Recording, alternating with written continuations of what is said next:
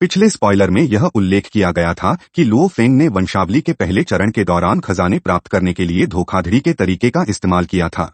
दूसरी ओर प्रारंभिक शून्य अंतरिक्ष चयन में लुओ फेंग को अनुभवी सदस्यों में से सबसे मजबूत वेयरवुल्फ द्वारा हराया गया और अंततः वह दूसरे स्थान पर रहे। अगर प्रोडक्शन टीम ने दृश्य को नहीं काटा है तो जो लोग हांग की हाल की गतिविधियों पर नजर रख रहे हैं वे जल्द ही उसे फिर से स्क्रीन पर देख सकते हैं। प्रारंभिक शून्य अंतरिक्ष चयन के बाद लुओ फेंग, हांग और ली शेन वर्चुअल यूनिवर्स में एक छोटी सी बैठक करेंगे।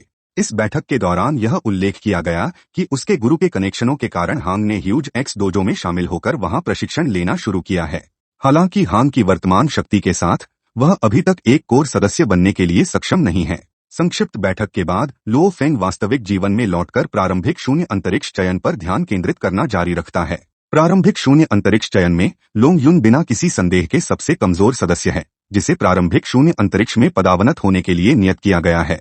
उसने केवल स्वर्गीय पुल के 5वें स्तर को पार किया है और जो लोग 7वें स्तर को पार कर चुके हैं उनके साथ तुलना करने पर उनके कानूनों की समझ में अंतर बहुत विशाल है, जिससे उसे जीतने का कोई मौका नहीं मिलता। दूसरी ओर फेई तुओ, जिसने स्वर्गीय पुल के 8वें स्तर को पार किया है, बिना किसी संदेह के प्रारंभिक शून्य अंतरिक्ष में सबसे मजबूत यूनिवर्स स्तर की सदस्य है।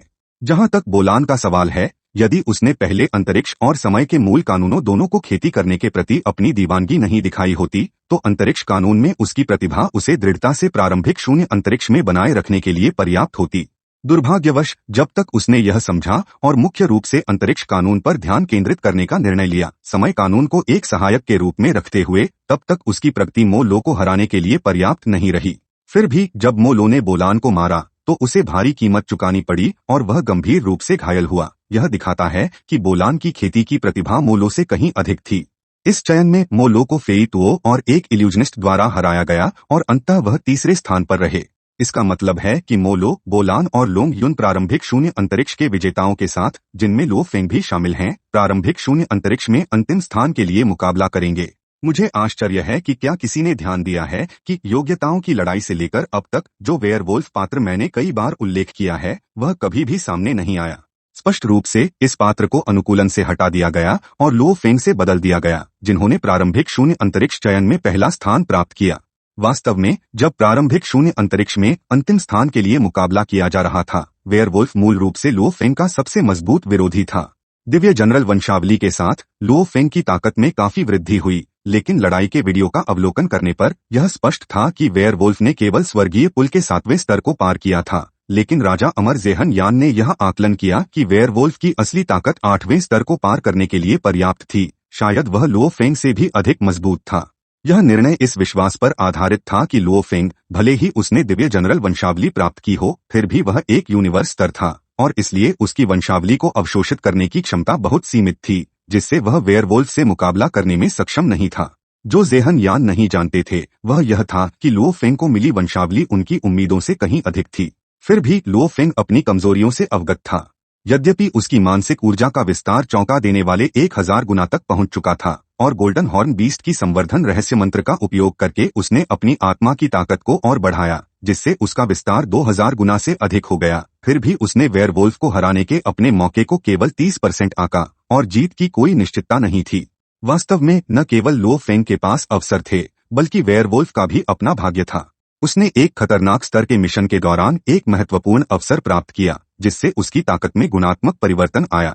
इस अवसर को प्राप्त करने के बाद वेयरवुल्फ खतरनाक स्तर और यहाँ तक कि निराशाजनक स्तर के कार्यों को चुनौती देने के लिए और भी उत्सुक हो गया, ताकि अधिक भाग्य प्राप्त कर सके।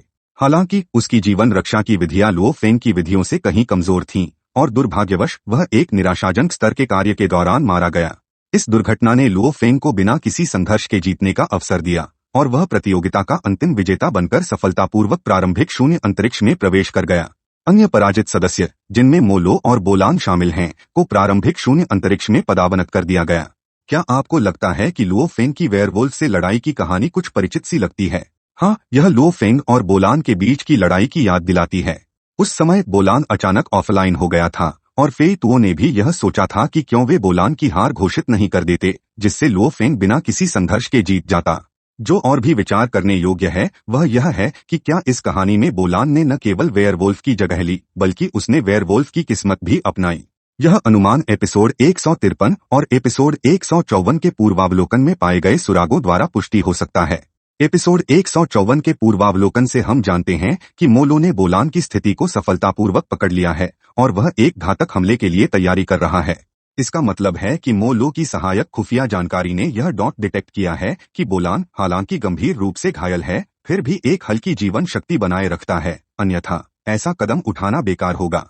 तो क्या मोलो बोलान को मारने में सफल होगा या बोलान चमत्कारी रूप से बच जाएगा?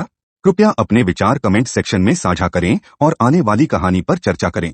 जैसा कि मोलो अपनी स्थिति को मजबूत करने के लिए बोलान को मारने की तैयारी कर रहा है, इसका अप्रत्यक्ष रूप से मतलब यह है कि रोंग जून और वुका आपदा से मुश्किल से बचेंगे।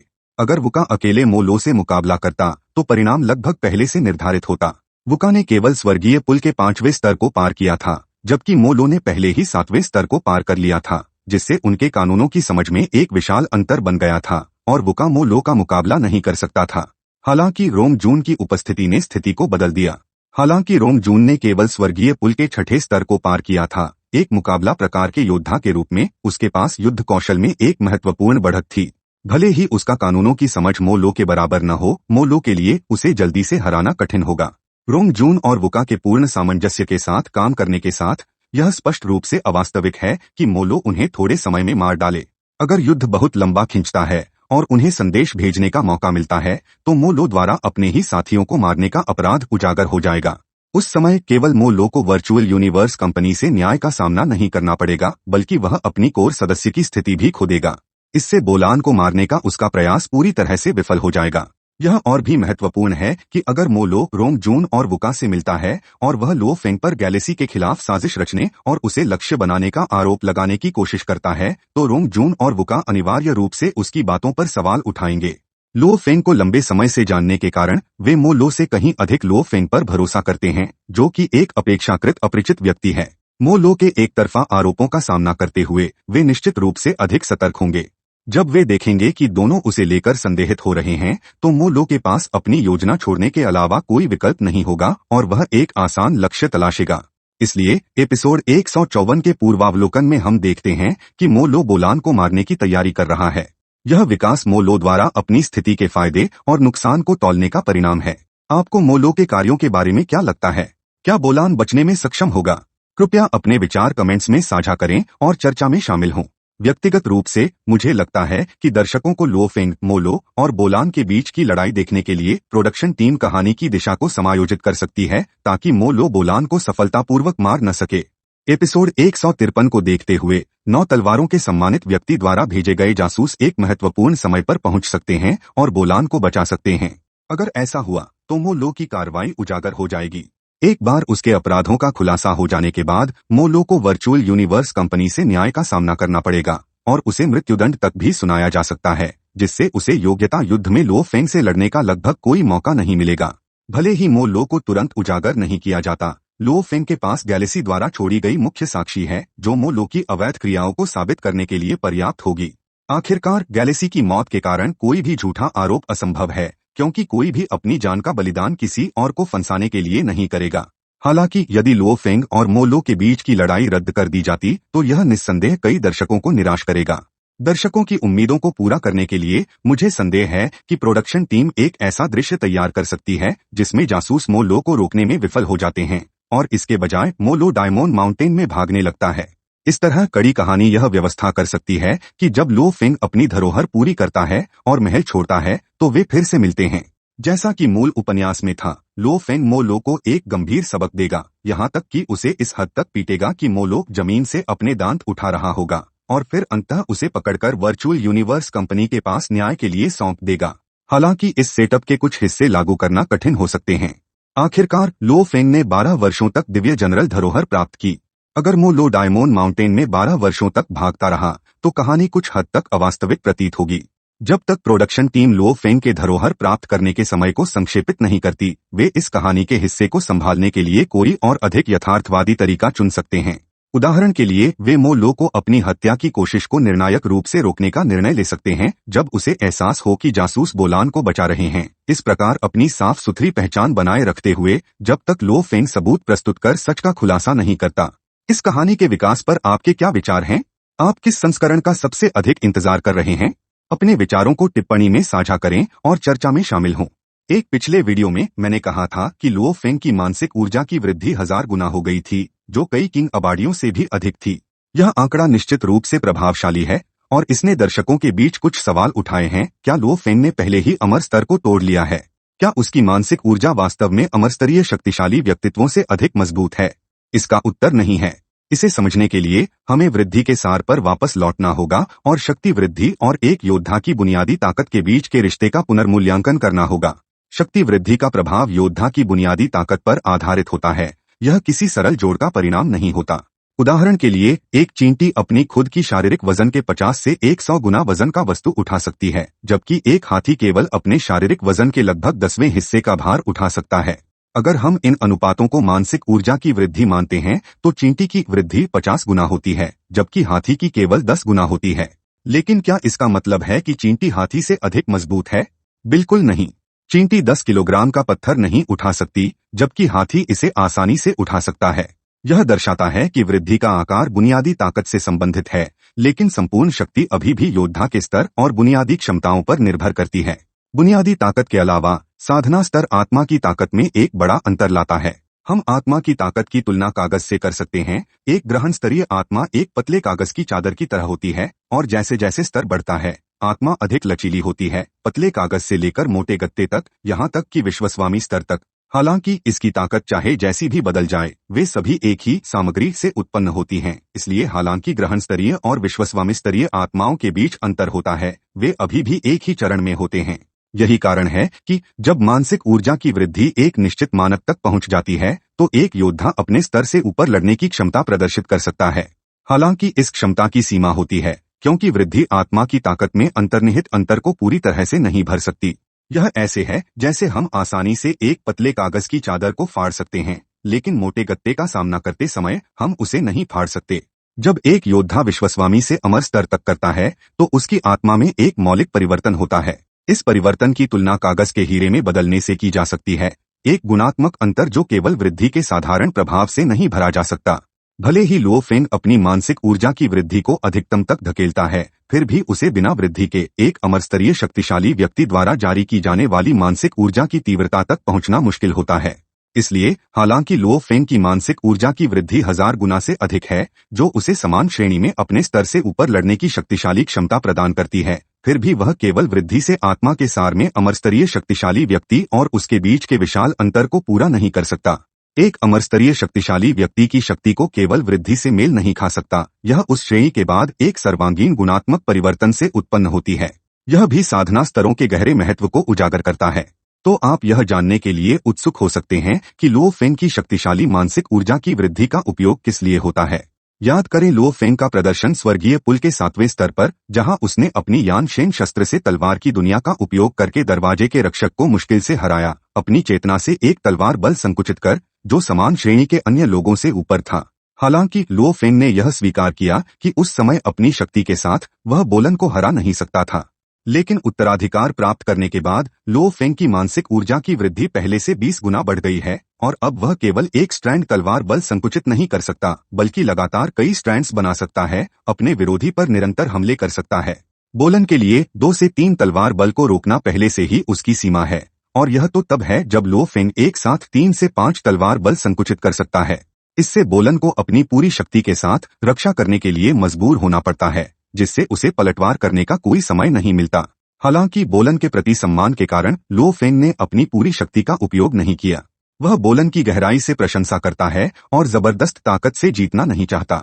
इसके बजाय उसने बोलन से थोड़ी अधिक शक्ति का उपयोग करके उसे हराया, यह दिखाने के लिए कि वह उसका सम्मान करता है। लेकिन मो लुओ के साथ स्थिति पूरी तरह से अलग है। मो लुओ की विभिन्न कार्रवाइयों ने लुओ फेंग को दिल से नफरत करने पर मजबूर कर दिया, जिसके कारण लुओ फेंग ने उसे निपटाने के लिए एक अधिक चंचल दृष्टिकोण चुना। लुओ फेंग लगातार तलवार बल संकुचित करता रहा, बार बार मो लुओ को घायल करता रहा और इस प्रकार उसे अपमानित करता रहा, जब तक कि अंततः उसे मार न दिया।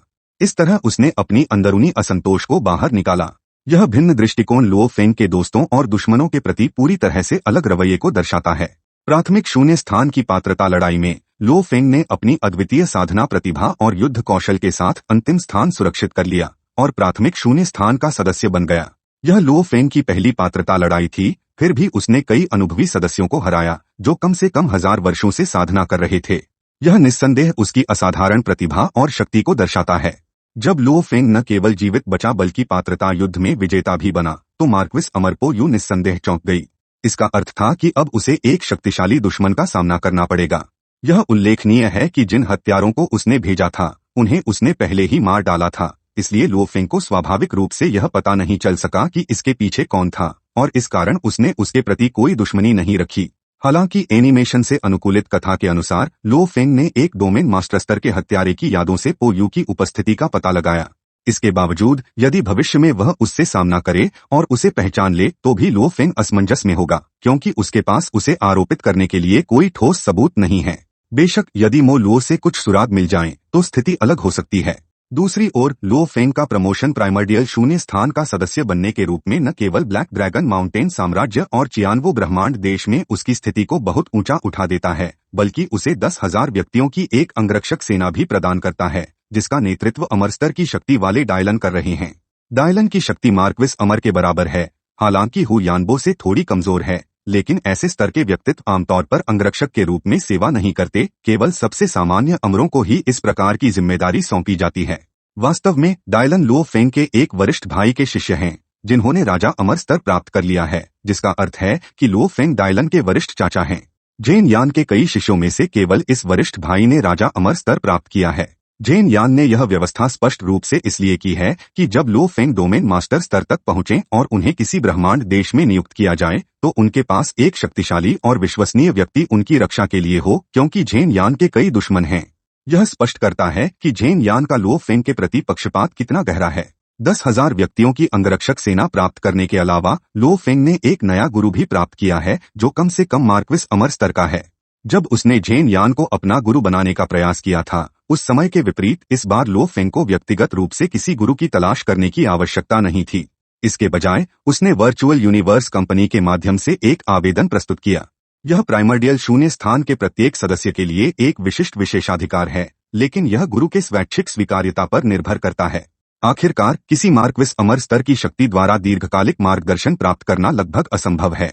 केवल तब जब व्यक्तिगत संबंध मजबूत हो या युवा पीढ़ी के प्रति गहरी देखभाल और प्रतिभा की पहचान हो, तब एक मार्क्विस अमर स्तर का शक्तिशाली व्यक्ति इस भूमिका को निभाने के लिए तैयार होगा। इसलिए वर्चुअल यूनिवर्स कंपनी किसी गुरु को मजबूर नहीं करती, बल्कि पूरी तरह से गुरु की इच्छा पर निर्भर करती है कि वह इस जिम्मेदारी को स्वीकार करें या नहीं। अपनी कनेक्शनों के माध्यम से जेन यान ने लो फेंग के लिए एक व्यक्तिगत गुरु की व्यवस्था की जो पंजे की तकनीकों में दक्ष हैं, जो अंतरिक्ष और सोने के नियमों में कुछ उपलब्धियां प्राप्त कर चुके हैं और जिनकी शक्ति राजा अमर के समान है। यह कदम स्पष्ट रूप से लो फेंग की जेन यान के दिल में महत्वपूर्ण स्थिति को दर्शाता है। शुरू में इस गुरु ने जेन यान से एक अनुरोध किया था और इस पद को ग्रहण करने के लिए अनिच्छा से सहमति दी। उपलब्ध जानकारी के अनुसार लो फेंग एक आध्यात्मिक गुरु हैं और यह गुरु पंजे की तकनीकों में विशेषज्ञ हैं, न कि आध्यात्मिक गुरुओं को पढ़ाने में। इसलिए उन्होंने शुरू में केवल लो फेंग को कुछ सरल मार्गदर्शन देने का विचार किया, यह मानते हुए कि अगर लो फेंग थोड़ी सी प्रगति करते हैं तो यह उनके कर्तव्य को पूरा करने के लिए पर्याप्त होगा। हालांकि जब लो फेंग ने अपने गुरु के अनुरोध पर अपनी गुप्त तकनीक का उपयोग किया तो उसने वास्तव में आध्यात्मिक हथियारों के बजाय पंजे की तकनीकों का उपयोग किया। गुरु अत्यंत प्रसन्न हो गए, क्योंकि उनके समझ में एक शक्तिशाली आध्यात्मिक गुरु जो करीबी मुकाबले में भी माहिर हो और पंजे की तकनीकों में पारंगत हो, यह एक अत्यंत दुर्लभ अवसर था। ऐसे आदर्श छात्र से वह प्रभावित हुए बिना कैसे रह सकते थे। इसलिए गुरु ने तुरंत निर्णय लिया कि वह व्यक्तिगत रूप से लो फेंग को अपनी गुप्त तकनीकें सिखाएंगे और इस प्रक्रिया में उन्हें बड़े पैमाने पर सहायता प्रदान करेंगे। लो फेंग की पंजे की तकनीकों से यह स्पष्ट है कि हालांकि उनकी शक्ति अभी भी वेयरवुल्फ से बहुत कम है, आवेदन के मामले में उनके पास कोई खामी नहीं थी और उनकी पंजे की तकनीकों में वेयरवुल्फ से भी अधिक क्षमता दिखी। गुरु को यह नहीं पता था कि लो फेंग की पंजे की तकनीकें बेस्ट गॉड प्रतिमा से गोल्डन हॉर्न बीस्ट के प्रशिक्षण के परिणामस्वरूप विकसित हुई थीं, इसलिए आवेदन की विधि स्वाभाविक रूप से दोषहीन थी। इसने लो फेंग की शक्ति में एक गुणात्मक परिवर्तन ला दिया। हालांकि मैं व्यक्तिगत रूप से मानता हूं कि मॉडलिंग लागत को ध्यान में रखते हुए गुरु को हटा दिया जा सकता है, लेकिन यह ध्यान में रखते हुए कि गुरु और अंगरक्षक टीम दोनों लो फेंग के साथ दीर्घकालिक रूप से रहेंगे और गुरु और अंगरक्षक की भूमिकाएं एक साथ बिना किसी हस्तक्षेप के चल सकती हैं, डिलन शायद गुरु की भूमिका निभाएंगे। गुरु के मार्गदर्शन में लो फेंग ने गुरु की शिक्षाओं का पालन अपनी आधी चेतना के साथ किया, जबकि बाकी आधी चेतना ने उत्तराधिकार प्राप्त करना जारी रखा। करीब 12 वर्षों तक उत्तराधिकार प्राप्त करने के बाद लो फेंग ने उत्तराधिकार के पहले चरण का लगभग 90% पूरा किया। हालांकि अपनी आत्मा की अत्यधिक थकावट के कारण वह अंततः बेहोश हो गए और इस प्रकार उत्तराधिकार प्रक्रिया समाप्त हो गई। हालांकि लो फेंग ने पूरा उत्तराधिकार प्राप्त नहीं किया, उनकी आत्मा अब काफी मजबूत हो गई थी। अपनी शक्तिशाली इच्छा के साथ लो फेंग ने रक्त नदी क्रिस्टल को फिर से मिलाने का प्रयास करने का निर्णय लिया। अब यह जानने के लिए कि क्या वह सफल हुए, मेरे अगले स्पॉइलर का इंतजार करें। यहाँ तक कि इस वीडियो के लिए बस इतना ही। इस वीडियो को देखने के लिए धन्यवाद। आपको एक अद्भुत दिन की शुभकामनाएं।